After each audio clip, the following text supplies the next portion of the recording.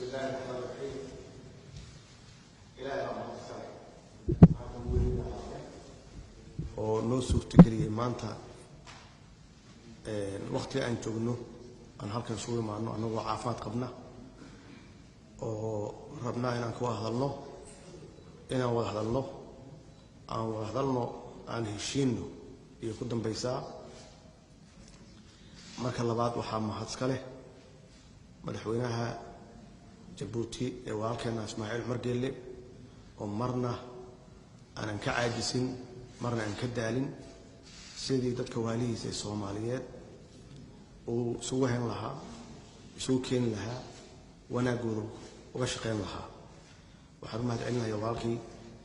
Muuse Biixi oo isaguna sameeyay geesinimo iyo wafdigiisa oo suurtageliyay inaan halkan soo imaano waxaan mahad celinayaa safiirka Mareykanka ee Soomaaliya u fadhiya iyo kan EU-da matalaya waxaan mahad celinayaa wafdiga la socda ugu horeeyay gudoomiyaha baarlamaanka iyo wasaaraha iyo golaha wasiirada halkan fadhiya iyo guddiga technical-ka iyo marti sharafta kale halkan fadhida assalaamu calaykum waraxmatullaahi wabarakaatuh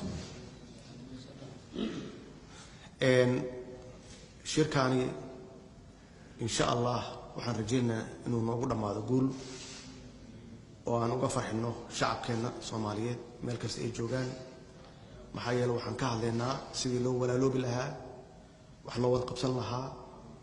si dhab ah loo wada hadli lahaa shirkaana runtii qabanqaabadiisa dhawaan ma ahayn sanadkii la soo dhaafay yaan kala hadlay madaxweynaha walaalkeen Ismaaciil Cumar Geelle waxay ahayd inuu qabsoomo Oktoobartii la soo dhaafay oo isagu ka shaqeeyay laakiin ma suroobin waxaan ku iri madaxweynuhu 20 sano ya carta laga joogaa xorriyadda markaan qaadanayna waxa laga joogaa 30 sano sanadka soo socda 2020 sanadkan ku jirno 30 sano waa wada joognay dib iyo dheefba 30 sano waa burbursaneen oo adduunkan ugu liidanay meel xun yaa naalay caruurteena waxay ahayn caruurta ugu fursad xun ama ugu mustaqbalka xun caalamka adduunka wax walba oo bini aadan ku hormarana meesha ugu hooseysan yaan joognay haddii noqoto waxbarasho caafimaad horumar maalgashi wax kasta oo bini aadan ku hormari karo ummadda Soomaaliyeed anagoo ah ummad aad u caqli badan u xikmad badan u taariikh fiican wax walba wadaagna laakiin caalamku waxaan ka galnay wax walbaba meesha ugu hooseysa wax kale ma aha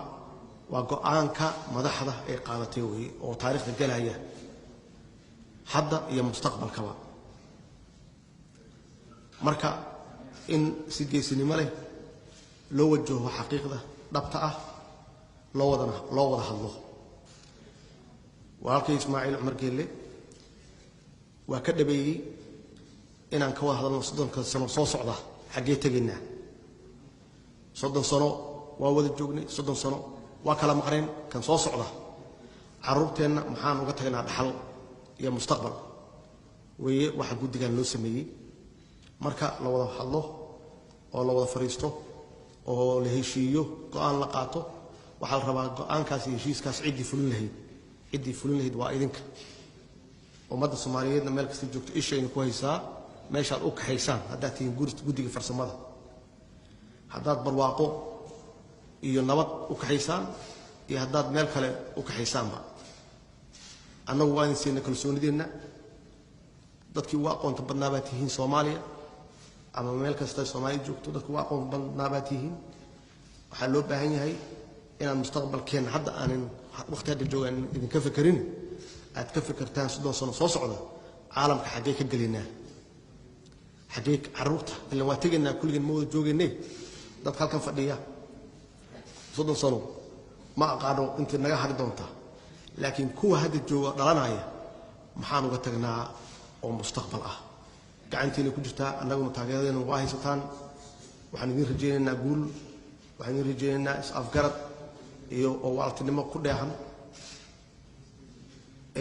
insha Allah ilaahay waxaan ka rajaynaynaa inaad wax wanaagsan ummadda u keentaan wassalaamu calaykum waraxmatullaahi wabarakaatuh